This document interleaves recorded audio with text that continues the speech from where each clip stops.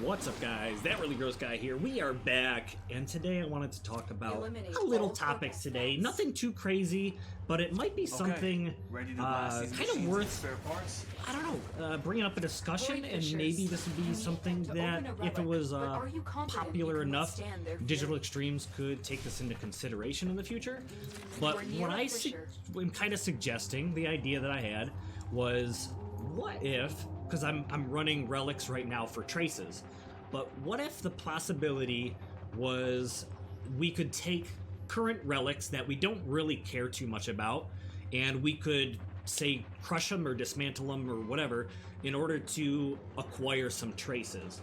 For instance, I'm running a Zephyr relic right now, and I do not have any interest in getting any of the parts that come from this, but I'm running it because I need traces. So what if we were able to instead take the traces that we don't want, because I have like 40 of these, take the traces or the relics that we don't want, crush those down into traces so that we could use them on some of the relics that we do want. So for instance, Ivara just came out, and if I wanted to grind for Ivara Prime, Ivara Prime, I mean, if I wanted to vote for, or vote, what am I thinking? This is what happens when I play and comment over the deal at the same time. But what if we were able to break those down into traces, use those on the relics that we actually are trying to run for parts, like Ivara's new stuff? That way, we don't have to go through and run these missions over and over and over again to get traces to turn things radiant. Now, of course, this has to be fair, kind of balanced. So, my thought is maybe relics, when they're crushed, are worth about 10 traces, because I do believe the very bare minimum of traces you can get from a relic is like 4. So if we, I think the max is like 25 or so. It's in that area. But instead, what we could do is make it so that each relic, when crushed, is worth about 10. That way, it's better than the absolute minimum, but it's also not as good as if you would just run that relic, yourself. That way you could kind of jump in and gamble and make take the opportunity to maybe get 20 traces out of a single relic or more. Or you could not take that gamble, crush that relic down into, say, 10 traces, and that way 10 relics could be one radiant relic of something you actually want. I know that you can get relics, even radiant relics, through other means, such as arbitrations or whatever, but I was just, kind of thinking that because, like I said, I have an abundant amount of relics that I don't need anything from, so why not be able to have that ability to crush those down and get traces out of them? I know that they now have the system where you can get ribbons using ribbon shards. So maybe they could implement a system so that, like I said, we could have less grind in the game and be able to at least take some of the relics we do want, turn them radiant without having to go through and farm traces for, who knows how long. Because when it comes to radiant relics, sometimes it takes, 10, 15, 20 runs of the same relic on radiant in order to get the thing, because our luck is really, really, terrible. I definitely know the feeling when I have turned 10 relics completely radiant and I go through and don't get the part I need. But yeah, maybe this will make things a little bit easier. And I don't know. I'd like to know what you guys think about this idea. If you want to share the video, or just drop a like on the video as well. Maybe ask some of your friends if you think that's a good idea, or maybe, because the community talks and the community suggests ideas to Digital Extremes, and it might get done. I don't know. I'll probably try to bring this up with maybe some of the other creators, or even suggest it to one of the devs myself,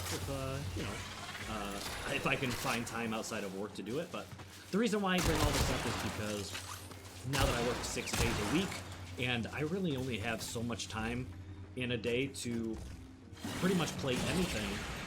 When I jump into Warframe, I mean, I'm sure a lot of people feel the same way.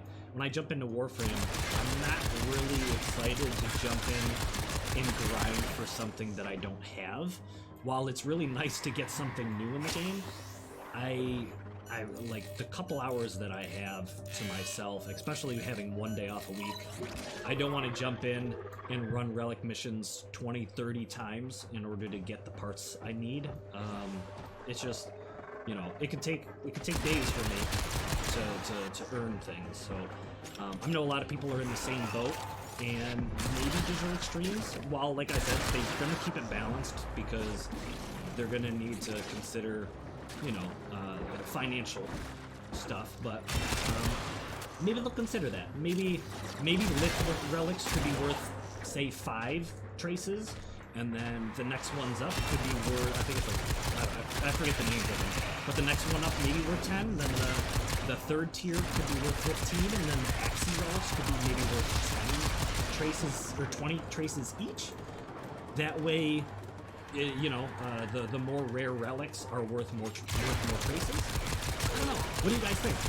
I feel like that's a pretty good, pretty fair trade. Is to take, you know, take your Lith relics and break them down for 5 traces or so, but then be able to take your Axie relics and break those down for like 20 traces or so.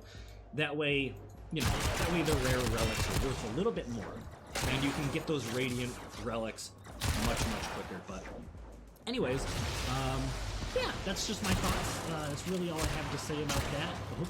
Hope you guys, you know, take that into consideration. Let me know what you think. But if you are curious about pretty much what I'm running right now, I'm trying really hard to not get my butt kicked with my level 17 Avara in this relic mission. I know the enemies aren't all that powerful, but I am running a level 17 Avara. My Quaylor, I'm really enjoying, but I've never used it before. Like, I don't know. I thought it was a cool weapon. I thought it looked pretty cool with this Avara skin.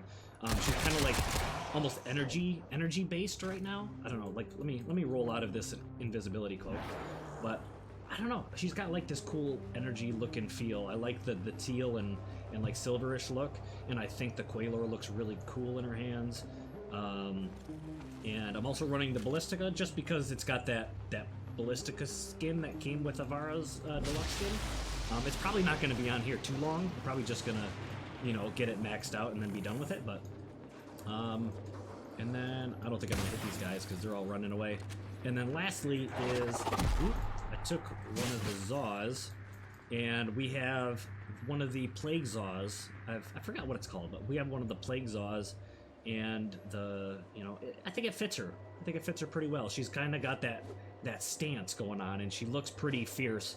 So, I don't know. I thought it looked cool. I'm playing around with it. It may not stay like this, but yeah. Let me know what you think about Fashion Frame if you're not really all that interested in the relic traces idea. But oops, I went into Artemis bow mode when I didn't want to.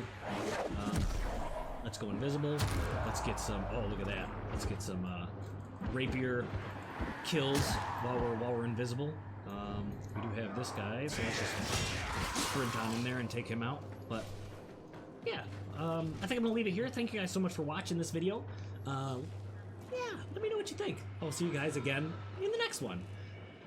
Blah!